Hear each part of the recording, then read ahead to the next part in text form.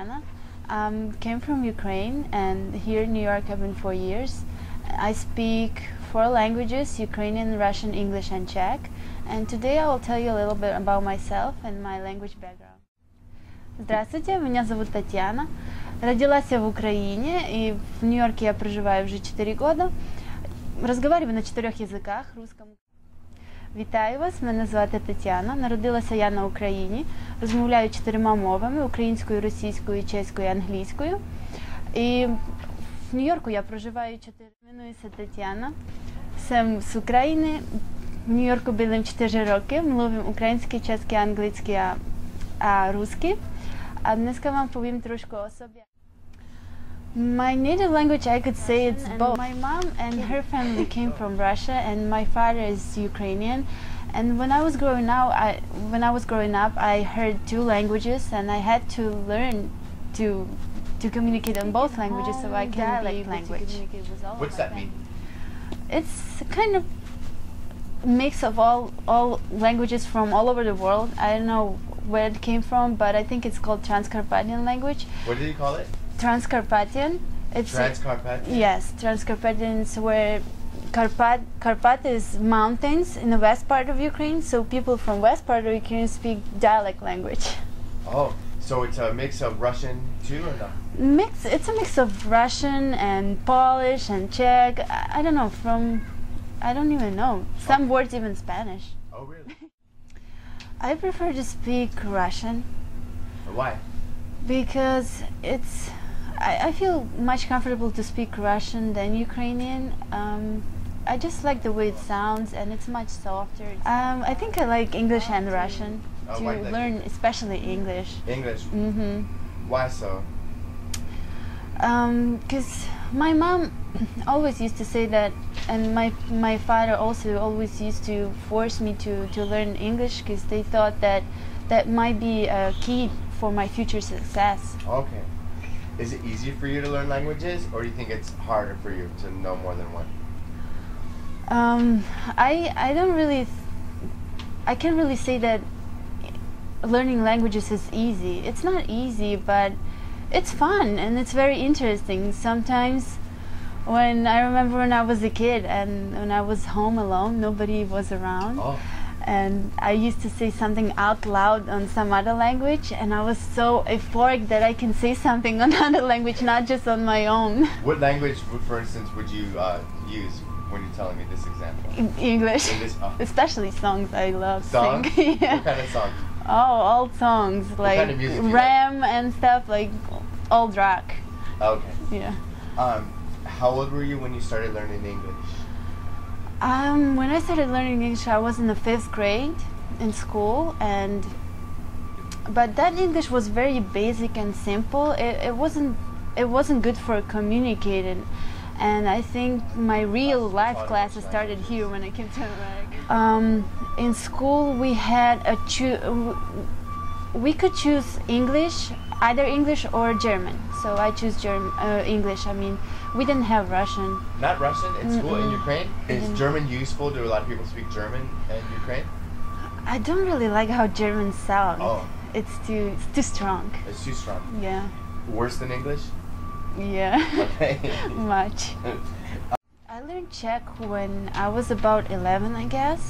My aunt got married by Czech, and every summer vacation when I was free, I visited them in Czech, and being around Czech speakers and hearing this language all the time, it was very easy for me to understand it and learn. I have a lot of grammar problems. I have problems with all these tenses: present, past, future, and especially in writing.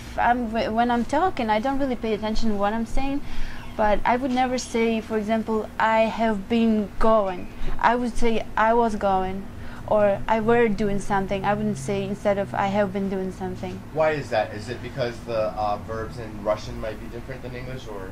Yeah, we just don't make it so complicated. Which form do you use, do you think? Well, if translated it directly from my language, it would be I go. That's it.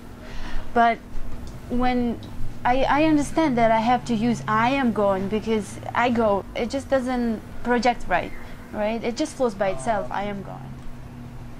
Can you explain if you have any problems with nouns in English? Because I think in Russian there's feminine, masculine, and neutral or neutered nouns, and in English I think there's just the neuter. Yes, you're right. In my language we have 3 of them, but I never had problems with it because I know that object it's it anyway. It can be she, book can be she, but yeah, if translated exactly from my language, that would be she, because we say for book she, that it's feminine. Book is feminine? Yeah. What about dog? Dog, it's it because we not it, but in between, not him and not she, because it can be both. Dog can be feminine and dog can be male. What about car? Car, it's it. It? It's an object. What's another masculine noun then in Russian? Like for example, sun. Sun is masculine? Yes. How do you say the sun in Russian, or sun? After sentence completed, we put full stop. It's called full stop. What's that mean? When here in America, Yeah. people used to make fun of me when I say dot, like no, not dot, comma, and full stop, and they were like, "What's that?" And I'm like, "Full stop. You know, when sentence completed, you put full stop, Oh, dot." like a period. Yeah. When you stop. And here it's called period, and I didn't know how it's called here. The book, or a man, or the car. In communicating and talking, I don't have problems with that. I think I don't really pay attention, did I say it or not, and it just flows. But in writing, yeah, sometimes I'm messing up B and A. Yeah. Which is the most difficult for you in English? Reading, writing, listening, or speaking? Most difficult writing. Writing. Mm-hmm. What's easiest? Speaking. We don't have that in Russian or other Ukrainian. For example, we don't, but just in definition, we use, for example, sun is a matter of something, etc. But just in definitions, but we don't use it, for example, my name is. Here we just say my name, Tatiana, for example, How right? do you say it in Russian? Мене звати Тетяна. I don't say мене звати есть Тетяна. Okay. But in Czech and English, it's the same. It's you always use For example, my name is Tatiana, and in Czech I say my imenuju se. So se, it's like is. Oh, se is like is. Mm-hmm. Okay. So in Czech they do have is, but not in Russian. Yes, I did. Sometimes I used to say yeah. No, I used to say, like, I used to ask, for example, you finish it already? With that sound with that accent on a mark, on a question mark, you know, exactly. You finish it already? Okay. But I know now that I have to use did. Did you finish it already? Okay, yeah. right. So I don't. Sometimes I do have problems. Like what? Give me an example. So there was one time that I was going through the magazine and I was showing my friend wedding magazine, and I was showing her picture of wedding, and I was like, look, it's such a gorgeous whale. And she's like looking at her, she's like, I don't see any whale. And I'm like, and she meant whale as a fish, but I mean wedding whale, nice long whale. And I still don't know how to say it right, whale or whale. I say veil. Whale. Veil. Whale.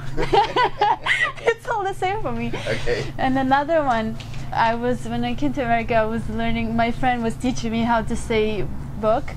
For example, I would say book. Book with very strong U sound, which it's not correct. How do you say book in Russian? Knižka. How do you say it in Czech? Kniga. And Ukraine? Kniha. Yeah. So it's almost like book in German. Like book. Yeah, book, right? Yeah, book. And it sounded like book, and she's like, don't ever say book, say book. Okay. Russian and American, it's easy for me to translate Russian, Ukrainian, and English. But if there is Czech and English, I would be a little bit confused. I would mess up words. I would, for example, say something in English and thought I said it in Czech. I think maybe because English and Czech are not my native languages, because they're foreign. I think that's why I can I'm not a good interpreter. Oh, okay. So would you say a sentence in English with Czech in it, or an English with Russian? Do you mix a word from time to time? Would you put a word into the sentence or not? Yeah, I would. I mean, I would sometimes. What question is that? Do you mean about, remember when I said about French fries? Do you mean that or not? Yeah, let's talk about that. Give me that example. For instance, when you translate French fries, you told me this example before. How did that work? It was a silly, funny story. When I came to America, and my first time, I went to a Chinese restaurant and I wanted to order some food. And I asked lady to give me potato free. It means potato free means that kartoshka means potato and free it's fried. And on our language it's called kartoshka free. And I just translated it, and I don't know why. I didn't know how kartoshka free means. So I was like, can I have kartoshka, can I have potato free? And she's like looking at me so weird. You can't have free potato, you have to pay for it. And I'm like, I know, I will pay for it, but I wanted potato free. She was so confused, poor me, standing there and begging for my potato free. And girl right next to me, she got her French fries, and I was like, I want this, exactly this. She's like, it's French fries, and I'm like, oh, I don't know. So you got your French fries? Yeah, finally. You say stuff like that in English or no? I do sometimes, especially with my African American friends. I make fun, you know, how they talk, and I'm like, hey, how y'all doing? And they say it sounds so funny from me. And also, I like to be sarcastic. For example, if I have a bad day or something didn't work out for me, I would say, oh, such a great day again. But I'm not being so enthusiastic about that day that it's really great. I just say that it's great, but it's not. It's totally opposite. That's how I use it. And American people don't really understand why would I use it? Why would I say it like that? But I don't know how to explain it. Use English more than Russian or Ukraine? No, I think it's the same. Because in when school, you yell at your brother Max, what do you say? Oh, I don't want to curse. I say it in English. What language though? English. English. Yeah. Okay. Is it hard for you to switch languages? Do you ever speak to someone in Ukraine or Russian and then go back to English or Czech?